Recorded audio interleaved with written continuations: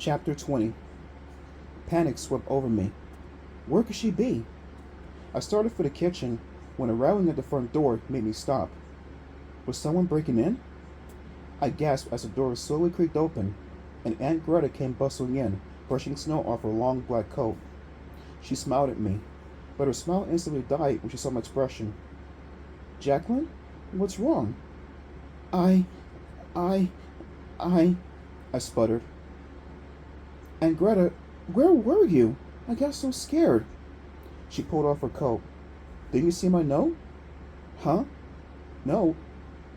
I left it for you on the refrigerator, she said. I met a nice couple this morning at the general store. They came by and invited me over for dessert and coffee. Oh, that's nice, I choked out, my heart still pounding in my chest.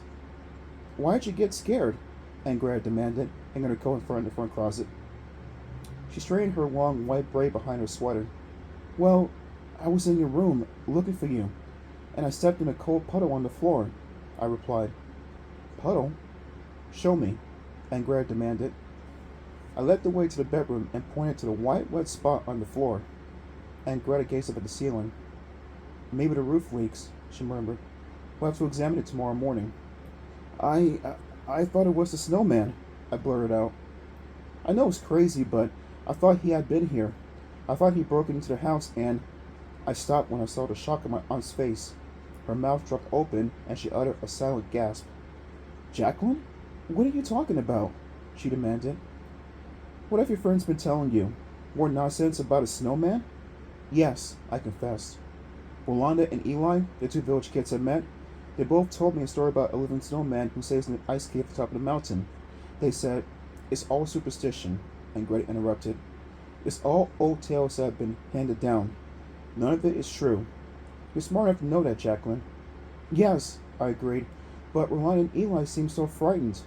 They really believed the story, and Eli begged me not to go up to the ice cave. Probably good advice, Aunt Greta said. She crossed the room and placed a hand tenderly on my shoulder. You probably shouldn't go up to the mountaintop, dear, she said softly. Why not? I demanded. There must be some kind of real danger up there, she replied. Not a living snowman, but something else dangerous. She sighed.